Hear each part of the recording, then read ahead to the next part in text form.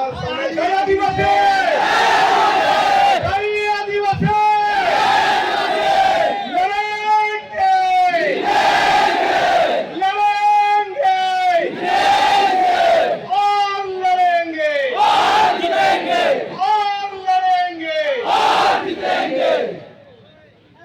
હવે આપણા સમાજનું એક મોટું વાજિંત્ર છે આપણા હાથમાં, ખબર ને? તો વાળો મુઠ્ઠી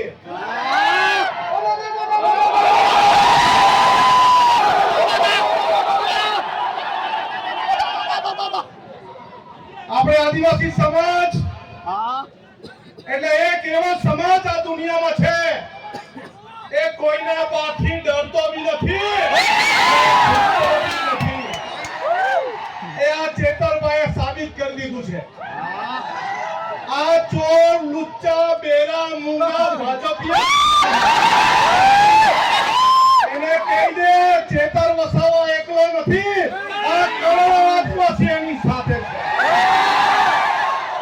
અને અમને એવી આદેશ આપવામાં આવે ચેતરભાઈ જો જેલમાંથી ગઈ જેલ ભરો આંદોલન કરવાનું છે, આપણે જેલ ભરો આંદોલન કરવાનું છે. અરે ગુજરાતમાં એવી કોઈ જેલ નહીં મળે જે 1 કરોડ આદિવાસીને જેલમાં મૂકી હતી.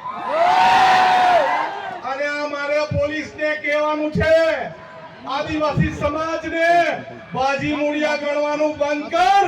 આ આદિવાસી સમાજ વાઘ છે અને વાઘ રહેશે. હવે પછી છે ને લાફાવાળી કરવાની જરૂર નથી, અરે ભગાવો વાળું કરવાનું શરૂઆત કરવાનું. મારા ગામમાં ભાજપીઓ નહીં જ, ચાલો ભગો.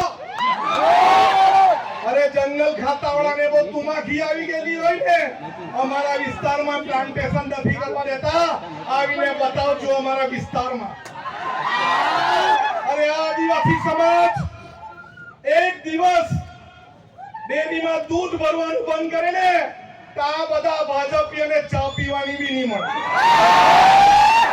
અરે આદિવાસી સમાજ પોતાના વિસ્તારમાં પડેલું વરસાદનું પાણી રોકી દે ને તો ધોવાના બી ફાફા થઈ જાય. એક રહેવાનું છે, પાર્ટી પક્ષમાં જ્ઞાતિના ફાટામાં ફટવાનું નથી, બટવાનું નથી, વેચાવાનું નથી. આપણે બોર્ડર લેસ બનવાનું છે. દરેક ભારતીય આદિવાસી એક થવાનું છે. મારો વિસ્તાર તારો વિસ્તાર નહીં. જ્યાં પણ કોઈને તકલીફ પડે, મહારાષ્ટ્રમાં લકીભાઈને તકલીફ પડે તો આપણે સૌએ ત્યાં જઈને એને સહકાર આપવાનો. આપણા વિસ્તારના દરેક લોકોને મારી અપીલ છે કે આ વર્ષાબેન એના કુટુંબની જવાબદારી એક ભાઈ તરીકે આપણી છે કે નહીં? છે કે નહીં? અને પોલીસ વાળા, અહીંના પોલીસ વાળાને બી કહેવા માંગુ છું, તમારામાં તાકાત હોય ને આવનારા દિવસોમાં જેલ પર આંદોલન કરવાના, ત્યારે અમને અમે લડવા બી તૈયાર છે, મરવા બી તૈયાર છે. આપણે કદી ઝૂક્યા નથી અને ઝૂકશું પણ એક હાથ ઊંચો કરીને કેવું, આપણે સૌ હાથ ઊંચો કરીને કેવું બધા, આપણે સૌ ચેતરભાઈના સમર્થનમાં છે. સરકાર નહીં સમજે, આવનારા દિવસમાં જેલ ભરો આંદોલન કરીશું. સૌનો આભાર.